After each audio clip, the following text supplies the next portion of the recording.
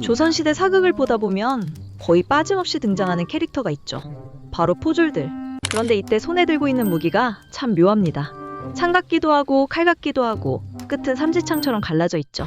현실 무기라기보단 어딘가 신화 속 포세이돈이나 영화 속 아쿠아맨이 들고 나와야 할 것 같은 비주얼. 바로 그 무기. 조선의 당파입니다. 우리에게는 사극에서 수없이 봐서 익숙한 이미지지만 처음 보면 이런 생각이 먼저 듭니다. 아니 저거 실전 무기 맞아? 물고기 잡을 때나 쓰는 작살 아니냐? 그런데 놀랍게도 당파는 단순한 장식용 무기가 아니었습니다. 조선 후기 치안 유지와 군사작전, 그리고 왜구 대응 전술 속에서도 활용된 꽤 실용적인 장병기였죠. 더 흥미로운 건 이 무기의 구조 자체가 조선 사회의 전투 방식과 치안 현실을 그대로 보여준다는 점입니다. 오늘은 사극 포졸의 시그니처 아이템, 당파가 어떻게 탄생했고 왜 조선의 포졸 이미지와 강하게 연결됐는지, 그리고 이 삼지창 하나에 어떤 시대의 현실이 녹아있었는지 깊게 파헤쳐보죠.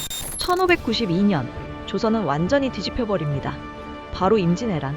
부산포에 상륙한 왜구는 믿기 힘들 정도의 속도로 북상했고 조선군은 연달아 무너지기 시작했죠. 물론 조총도 엄청난 충격이었지만 조선군이 진짜 공포를 느낀 건 따로 있었어요. 바로 근접전. 당시 일본군의 핵심 보병, 아시카루 보병들은 원래는 농민이나 하급민 출신이 많았는데 전국시대의 끊임없는 전쟁 속에서 전문적인 전투 집단으로 변해갔죠.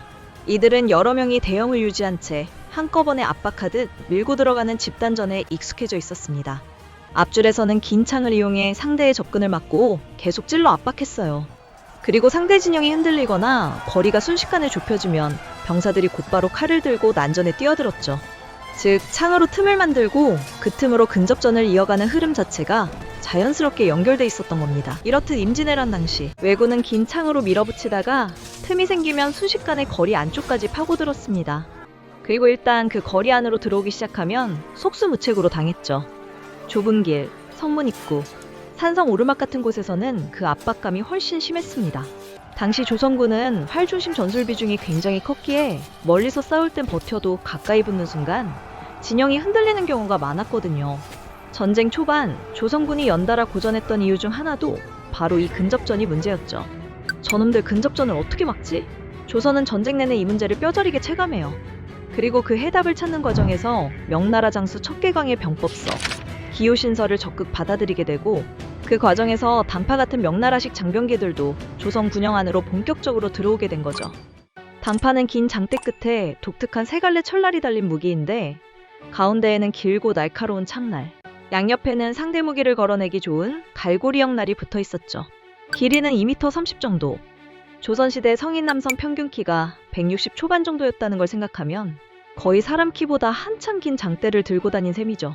무게도 약 3kg 정도였으니까 실제로는 꽤 묵직하고 위압감 있는 장병기였던 거죠. 흥미로운 건 이 무기의 출신. 당파의 뿌리는 원래 중국 남부지방 농민들이 쓰던 쇠스란 계열 도구에 가까웠다고 알려져 있습니다.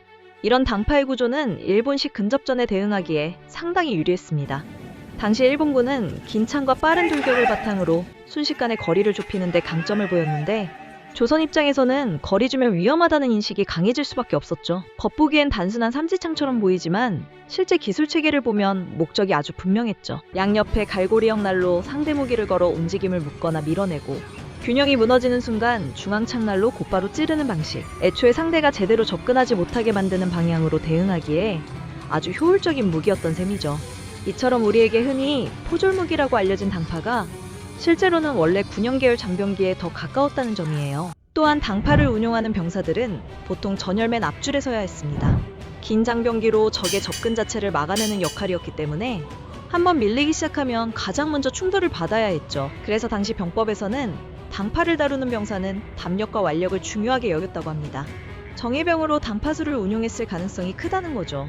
그렇기에 더더욱 당파는 조선 후기 군영에서 주력 대량 무기라기보다 제한적으로 운용된 특수 성격의 장병기에 가까웠습니다. 그럼에도 우리 머릿속엔 포졸 이꼬르 삼지창 이미지가 굉장히 강하게 남아있죠.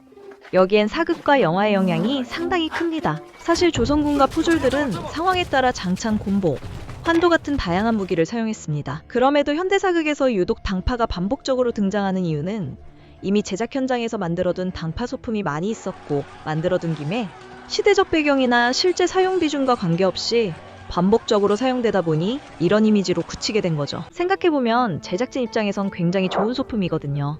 길고 위압적인 데다 양옆에 갈고리형 날까지 달려있으니 멀리서 봐도 포졸이다가 바로 눈에 들어오고 시선도 끌기 좋잖아요. 하지만 그렇다고 해서 포졸들이 당파를 사용하지 않았냐? 그건 아닙니다. 사람을 죽이지 않고 제압하는데도 꽤 유용한 장병기였거든요. 많은 사람들이 조선을 떠올리면 이런 이미지를 생각하죠. 유교 국가니까 엄청 질서정연했겠네? 근데 현실은 생각보다 훨씬 험했습니다. 한양 안에서만 해도 소매치기, 노상강도, 주막 패싸움, 행상인 터리 같은 사건이 끊이지 않았어요. 지방은 말할 것도 없죠. 산길엔 도적이 숨어있고 장날엔 사람 몰리고 술 들어가면 싸움 나고 조선도 결국 사람 사는 곳이었던 겁니다. 전쟁이 끝난 뒤 삶의 터전을 잃은 유민들이 전국을 떠돌기 시작했고 무너진 농촌과 혼란한 치안 속에서 도적 문제도 빠르게 커졌죠. 여기서 조선 입장에서 굉장히 골치 아픈 문제가 하나 생깁니다. 바로 범인을 산채로 잡아야 한다는 거. 생각해보면 칼이나 창은 너무 위험합니다. 잘못 찌르면 현장에서 바로 끝나버리죠. 근데 조선의 수사 시스템은 기본적으로 문초와 신문 중심. 범인을 생포해야 배우도 캐고 공범도 잡고 사건 흐름도 파악할 수 있었거든요. 일단 사람부터 살아있어야 했던 거죠. 그렇다고 맨손으로 덤볐다간 포졸 쪽이 감당 안 돼요.